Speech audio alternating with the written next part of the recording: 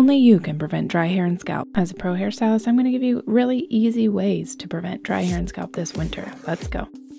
We're starting off with an oiling routine. Today in this video, I'm using Hairstylist elixir oil, but you don't have to use this oil. I don't know why my voice is sounding like this today. Apparently this is my voiceover voice today. Anyways, getting back to the hair, we lose a lot of moisture and hydration in the winter, so we're adding that back into our routine. The night before I wash my hair, I put a ton of oil in my mid-lengths and ends and sleep in it. And before you come for me, you oily scalped girlies, just wait, I've got something for you later. In this particular video, I added 3 pumps of the elixir oil. That's the equivalent of at least $25. Not really, but it kind of feels that way. And my main goal is to work it into my hair. I want it to feel like I just took a bath in olive oil. Look how greasy that is, okay? That's what you want. You can brush this through with a boar bristle brush or a wet brush, whatever, but really work it into your mid-lengths and ends and then rake it through at your root. I know you oily scalped girlies are just losing your minds right now, but just stick with me. Night-night.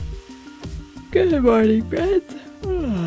Time to shampoo this greasy mess. Hairstylist elixir oil is one of the more expensive oils, but the higher quality oils are formulated to actually penetrate inside the hair shaft, giving you deeper hydration.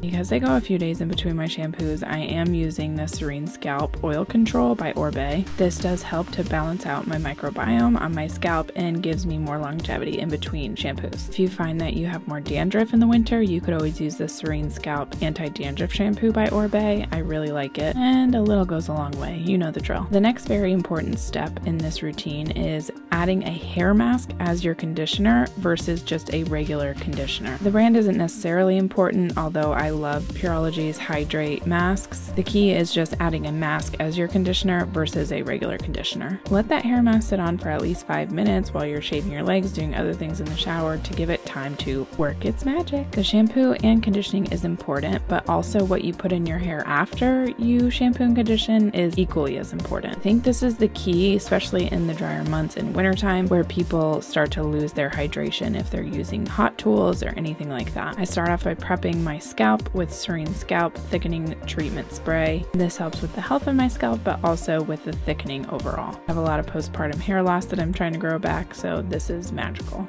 I'm not sponsored by Vegamour. They sent me a couple products to try, so I've been trying their scalp serum. TBD on whether or not I would recommend it. TBD. That's so millennial. Now my secret stash of hair products. I'm obsessed with heat, so all of my stylers usually have some sort of heat protection in them. The first one I'm putting in is the tried and true leave-in conditioner Color Fanatic by Pureology. It has 21 benefits to it. It's amazing. If you haven't tried it, just buy it now. I'm not sure why I have a travel size, but I do and I love it. On top of that, I'm putting Nectar Thermique, which is a Hairstylist product. You can air dry or blow dry this into the hair. It specifically gives hydration and heat protection. Originally, when I was filming this video, I was going to style my hair and do a really cute transition into my cute dry hair, but I didn't have time and the kids were waking up. So this is all you get from me. Be sure to like and subscribe on your way out. Love you guys. Bye.